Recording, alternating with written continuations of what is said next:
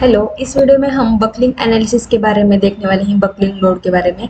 तो eigen value buckling analysis में क्या होता है? An eigen value buckling analysis predict the theoretical buckling strength of an ideal elastic structure. These methods correspond to the textbook approach to an elastic buckling analysis. For instance, an eigenvalue buckling analysis of a column matches the classical Euler solution. In mechanical, an eigenvalue buckling analysis is a linear analysis and therefore cannot account for non-linearistic. Okay, then the predictor required a preloaded environment from which it drawn solution data for use in the eigenvalue buckling analysis. Based on the required and eigenvalue buckling analysis can consider non-linearistic that are present in the present stress environment, allowing you to attain a more accurate real world solution as compared to traditional linear preloaded state. Then हमारे linear based eigen value buckling analysis क्या होता है? उसमें कुछ condition होता है। जब हम कोई एक एग्जांपल लेते हैं, उस पे जो हम अप्लाइड करते हैं 10 न्यूटन कॉम्प्रेसिव लोड, तो उसमें हमें क्या करना पड़ता है? वो देखो, on a structure in a static analysis and the eigen value buckling analysis calculate a load factor 150, then predict buckling load is 150 into 10 newton. Okay, then 105,000 1,500 Newton. Because of this, typical to apply unit load in the static analysis that buckling analysis. Buckling load factor is to apply to all the loads used in static analysis. ठीक है, उसमें जो Euler's formula होता है इसके बारे में देखेंगे हम। तो यूलर्स फॉर्मूला का है क्या है हमारा? Pi square E I by E L square. Okay, तो P बाय सी आर क्या होता है? Critical load in newton. Then I क्या होता है? Moment of inertia for the principal axis about of which buckling occurs. Okay, उसका जो unit होता है वो mm में होता है. ठीक है, ये क्या होता है? Young's modulus of material in MPa. और LE क्या मतलब होता है? Effective length of column in mm. तो सपोर्ट जो हमारा है यूलर्स फॉर्मूला, उसमें जो हमारे सपोर्ट कंडीशन है वो 4 टाइप के हैं. तो फर्स्ट है हमारा पिन्ड कॉलम, पिन कॉलम. उसका फॉर्मूला देखो, पाई square E I by L square है. जो पिन है मतलब दो साइड से पिन है ये, और दूसरा वाला है हमारा फिक्स्ड और एक फ्री है. तो फिक्स वाला देखो यहाँ पे फिक्स है, एक फ्री है, उसके लिए फॉर्मूला चेंज है, पाई square E I bye 4l square. तीसरा वाला है हमारा fixed fix and fix column. दो साइड से फिक्स है, तो उसके लिए फॉर्मूला चेंज है. जो यहाँ पे 4 था वो ऊपर चला गया, 4 pi square E I by L square. Then last है हमारा फिक्स्ड एंड पिन कॉलम. एक जो साइड हमारे फिक्स है, अदर साइड पिन है. ओके, तो उसके लिए फॉर्मूला है 2.046 पाई square E I by L square. तो उसमें जो वैल्यू दी है एल ई की, वो है इज इक्वल टू एल, और के की है 1. तो एल ई के यहाँ पे है 2l दी है, और यहाँ पे k की वैल्यू जो दी है 2 दी है. ठीक है, यहाँ पे देखो क्रिटिकल लोड मतलब क्या है? Effective length means l and effective length factor for ideal k means होता है. ठीक है, एक फॉर्मूला देखते हैं हम उसमें. जैसे कि बकलिंग एग्जांपल है, an aluminium E is equals to 70 GPa column built into the ground has length L is equals to 2.2 meter and the under axial compressive load P. The dimension of cross section R B is equals to 210 mm and 220 mm. Okay, required क्या है? देखो ये सब यहाँ पे critical load जो aluminium ही 240 का है, MPa में है, जो कॉम्प्रेसिव स्ट्रेस होगा. ठीक है, जो फैक्टर ऑफ सेफ्टी है हमारी वो है 1.95. तो हम फॉर्मूले के लिए कैलकुलेट करेंगे. स्टार्ट करते हैं. फर्स्ट एनसिस वर्कबेंच ओपन करेंगे और यहाँ से स्टैटिक स्ट्रक्चर लेंगे. फर्स्ट हमें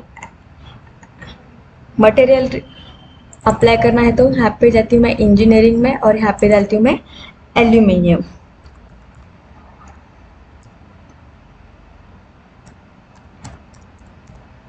ओके, तो उसकी प्रॉपर्टी हमें डालना है, जैसे कि है आइसोट्रोपिक इलास्टिसिटी। उसको सिंपली ड्रैग करना है, मतलब डबल क्लिक करना है। यहाँ पे देखो यंग्स मॉडुलस आ गया है हमारा यहाँ पे। पॉइजन्स रेशियो,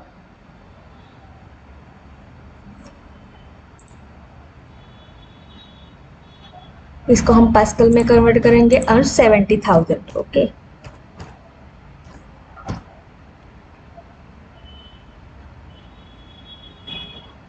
अब पॉइजन रेशियो, पॉइजन रेशियो 0.3 रखेंगे। और स्ट्रेंथ में आएंगे यहाँ पे फिर से। यहाँ पे देखो स्ट्रेंथ है हमारे पास, स्ट्रेंथ से हम लेंगे tensile yield strength, sorry compressive लेंगे यहाँ पे। और यहाँ पे देखो कॉम्प्रेसिव आ गया, इसको भी हम एमपीए करेंगे। और है इसकी जो कॉम्प्रेसिव 240। ओके, ये हमने मटेरियल इसमें ऐड कर दिया है। फिर से हम प्रोजेक्ट में आते हैं, ज्योमेट्री क्रिएट करते हैं हम अब। Okay,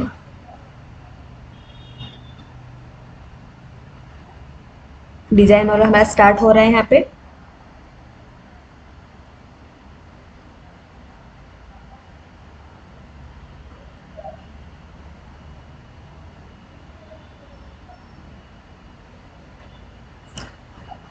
first look at unit, change कर लेते हैं हम। उसका यूनिट जो है हमारा एमएम में है, तो इसे पहले मैं मिलीमीटर में कर लेती हूँ। फिर से रेक्टेंगल ड्रॉ करती हूँ यहाँ पे,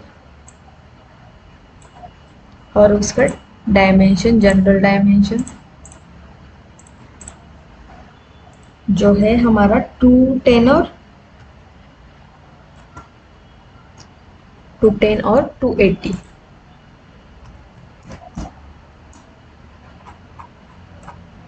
ओके,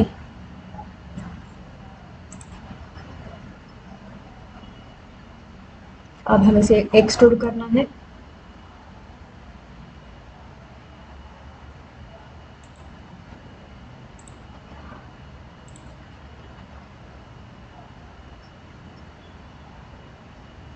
एक्सट्रूड, और कितने एक्सट्रूड करना है हमें? 2000।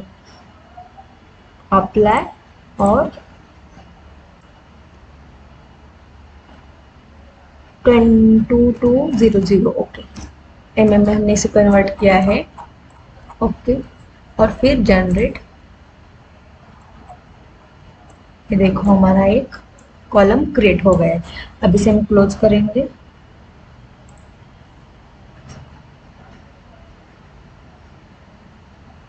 अब फिर चले जाएंगे मॉडल में। मैकेनिकल स्टार्ट होता है वर्क यहाँ पे।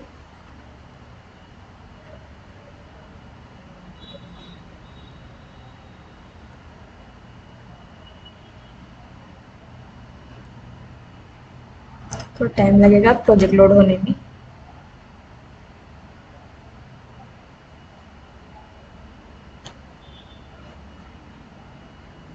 ओके, पहले हम उसको क्या करेंगे, जो हमारा सॉलिड है, मतलब उसको हमें मटेरियल जो एल्यूमिनियम दिया है उसे ऐड करना है, मटेरियल अप्लाई करना है।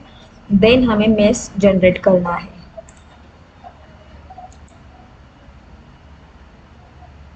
Right click and generate mesh.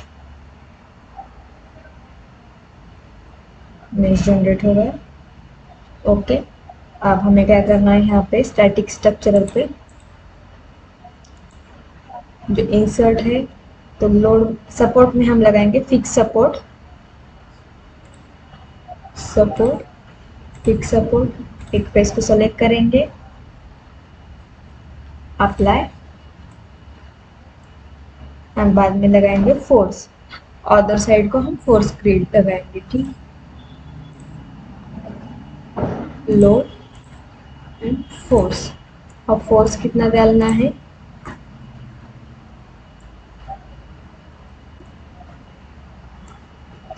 Apply, और यहाँ पे वेक्टर की जगह लगाना है कंपोनेंट।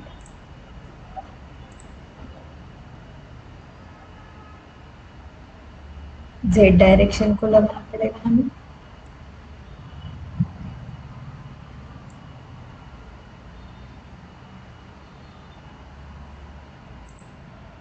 -1 न्यूटन।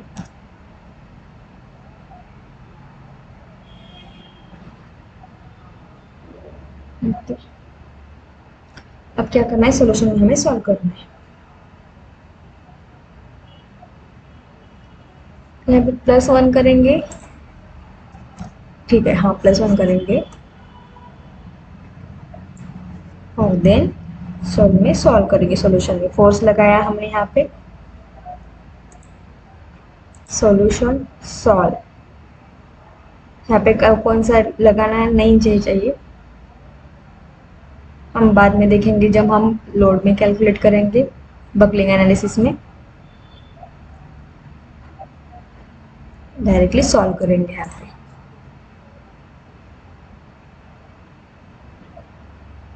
टाइम लगेगा थोड़ा सा सॉल्व होने में। सॉल्व हो गया, इसे क्लोज करना है और यहाँ पे देखो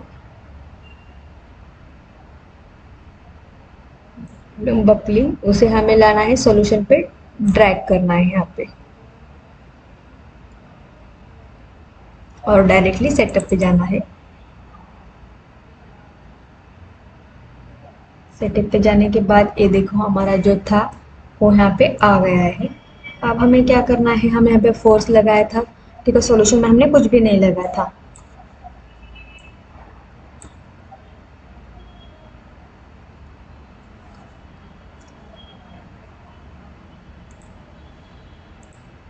जो सॉल्यूशन में होगा हमें देखो यहाँ पे एनालिसिस सेटिंग है, यहाँ पे मैक्सिमम मोड्स टू फाइंड, यहाँ पे 2 ही लगाना है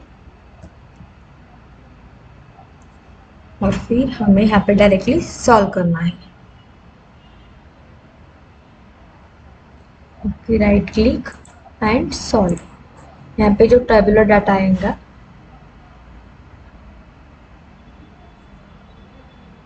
वेट,